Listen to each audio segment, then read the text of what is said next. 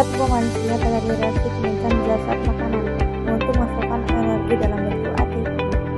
Reaksi ini sebagai salah satu dari beberapa reaksi kimia yang terjadi di dalam tubuh makhluk hidup.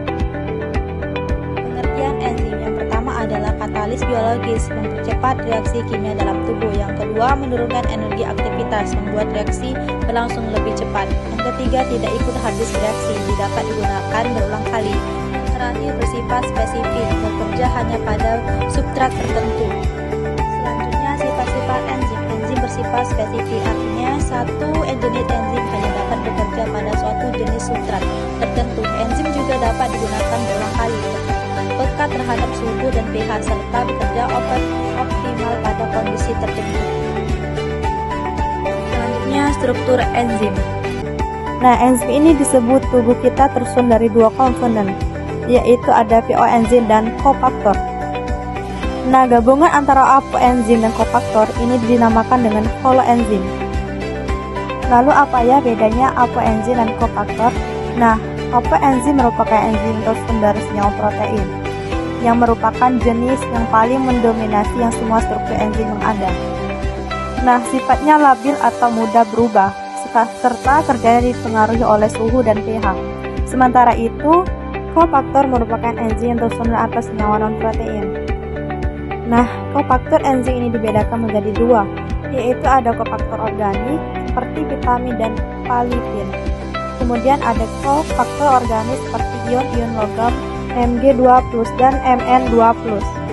Nah, ion-ion logam ini berfungsi sebagai pusat katalis primer, tempat meningkat substrat. Nah, stabilisator enzim agar tetap aktif. Nah, berdasarkan kekuatan ikatannya terhadap enzim, kofaktor organik ini dibedakan lagi menjadi dua, yaitu ada koenzim dan gugus protestik. Nah, koenzim adalah gugus yang ikatannya itu enggak kuat dan mudah untuk dialisis. Nah, tugasnya untuk memindahkan zat kimia dari suatu enzim ke enzim yang lain. Contohnya FADH, NADH, dan vitamin B. Nah, sementara itu, gugus protestik ini adalah gugus yang terkait pada enzim yang enggak mudah terlarut dalam larutan. Contohnya ada FAD. Nah, itulah struktur dari enzim. Dan selanjutnya ada klasifikasi enzim. Nah, jadi enzim ini terbagi menjadi beberapa macam. Ya, pertama adalah hidrolase. Nah, hidrolase ini adalah enzim-enzim yang dapat melakukan penguraian terhadap suatu zat dengan adanya bantuan air. Nah, hidrolase ini terbagi menjadi beberapa bagian berdasarkan strukturnya. Yang pertama, karbohidrase. Nah, karbohidrase ini merupakan enzim yang mengeluarkan golongan karbohidrat. Kemudian kelompok ini masih dipecah lagi, ini menurut karbohidrat yang diuraikannya. Yang pertama ada amilase, yaitu enzim yang menguraikan amonium jadi maltosa 91 disakarida. Yang kedua ada maltase. Ini adalah enzim yang memproses maltosa menjadi glukosa. Kemudian ada sukarase. Sukarase ini merupakan enzim yang mengubah sukrosa atau gula tebu menjadi glukosa atau fruktosa. Yang keempat ada laktase. Laktase ini adalah enzim yang dapat mengubah laktosa menjadi glukosa dan galaktosa. Nah, selanjutnya ada selulase. Nah, selulase ini merupakan enzim yang memproses selulosa, yaitu suatu polisakarida menjadi selobiosa atau suatu sakarida.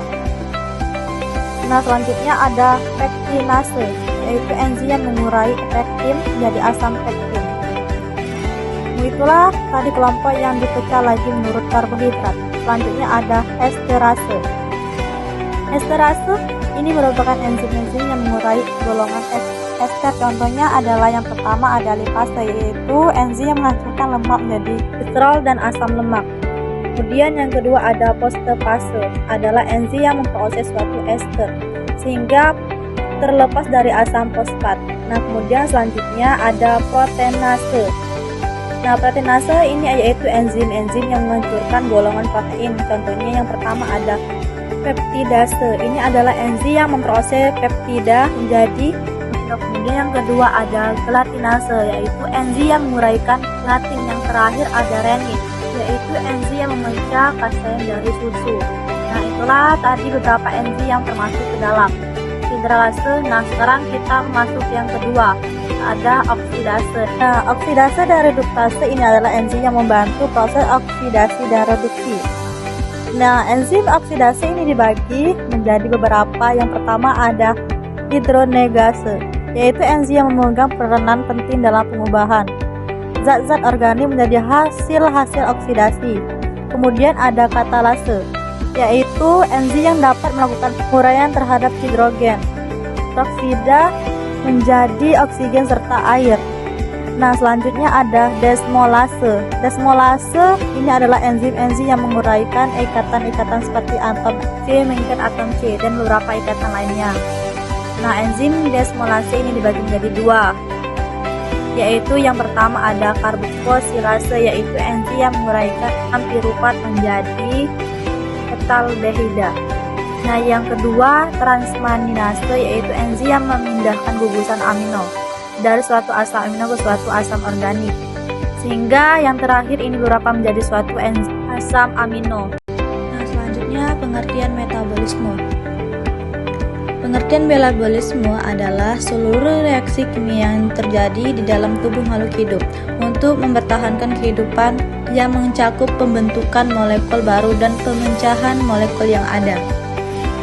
Selanjutnya anabolisme. Anabolisme adalah reaksi penyusunan molekul sederhana menjadi molekul kompleks yang memerlukan energi. Contohnya sintesis protein dari asam amino dan fotosintesis pada tumbuhan. Katabolisme. Katabolisme adalah reaksi pemecahan molekul kompleks menjadi molekul sederhana yang menghasilkan energi. Contohnya respirasi sel yang memecah glukosa menjadi energi dalam bentuk ATP. Nah, dan selanjutnya pentingnya enzim dan metabolisme. Enzim dan metabolisme sangat penting untuk mempertahankan kehidupan, mulai dari menghasilkan energi, membentuk molekul penting, hingga mengatur fungsi sel dan jaringan.